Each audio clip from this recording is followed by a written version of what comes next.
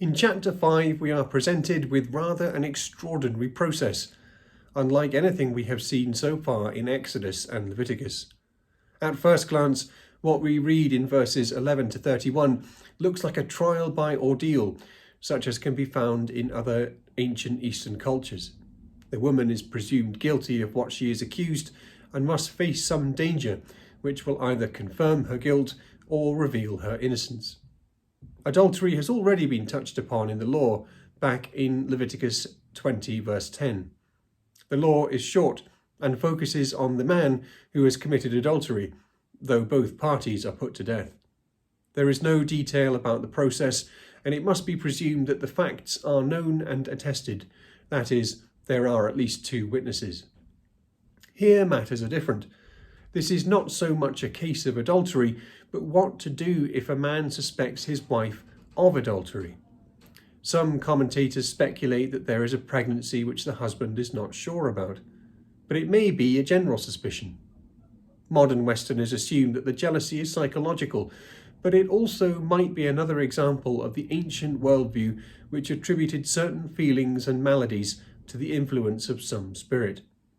In 1 Samuel 16 and 18, Saul is afflicted by an evil spirit from the Lord, which we might identify today as depression, and in one of these tormented moods, David's playing of the harp would soothe his dark thoughts. In Luke 4, Peter's mother-in-law is suffering from a fever which, in verse 39, Jesus rebukes, as he would an evil spirit. The same thing happens in Luke 8:24, when Jesus rebukes the wind and the sea. But whatever the cause, the woman is now in trouble.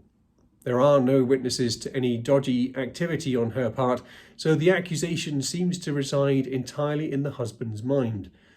But it is enough for this process to take place. On the first reading of this process, we will probably find it unpleasant and even bizarre. But as we have seen before in our Old Testament readings, women could have quite a precarious standing in society. They depended on the protection of first their father and brothers, and then later their husband and his family. Family honor was the ultimate motivator. If any woman was assaulted or defiled, it brought disgrace upon the men who were supposed to defend her. Vengeance would be inevitable because of family honor, as well as personal feelings regarding the woman. We saw this with Dinah and her brothers in Genesis. But family honor is also threatened by poor behavior. If a woman does something disgraceful, it would shame at least her husband. He would be well motivated to make sure he could not be disgraced. Women, therefore, needed some protection against the whims and feelings or spirits that might play against and threaten her life. Such a process, as described in chapter 5, gives her some distance from her husband's feelings and involves the priests and therefore God. There are no witnesses either way, so her oath regarding her innocence must be tested. The threat of her being found guilty is some problem with her reproductivity, which will bring great disgrace to her, whether a miscarriage or becoming infertile. The possibility of the death penalty is not mentioned, possibly because there are no witnesses. But notably, and unlike other cultures, what she must undergo is not in itself dangerous, and so any punishment in her body will have to be directly from the Lord. In chapter 6, we have a description of the Nazirite vow, which can be taken by male or female. For a limited period of time, a normal person can have some of the set-apart holy qualities of a priest, though without any of the duties or privileges. Avoiding alcohol and corpses are particularly priest-like, though the priest would only be teetotal for entering the tent of meeting. The other notable feature is that the head is consecrated, and so being near a corpse potentially defiles the consecrated head.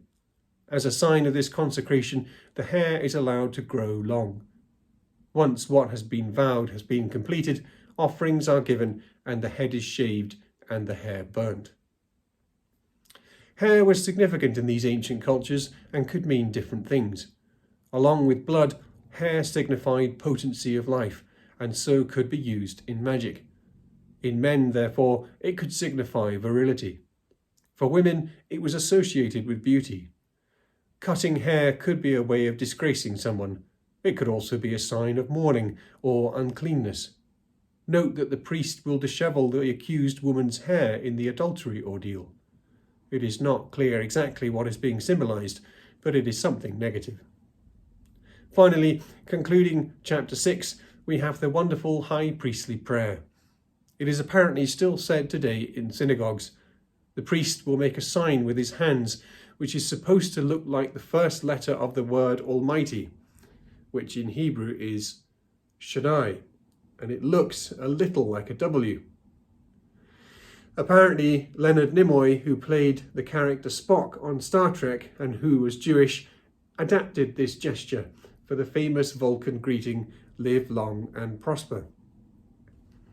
I have no way to confirm it, and I could easily be wrong, but whenever I read the end of Luke, where in chapter 24, verse 50, Jesus lifts up his hands and blesses his disciples, I like to imagine that he forms this shape and proclaims this blessing.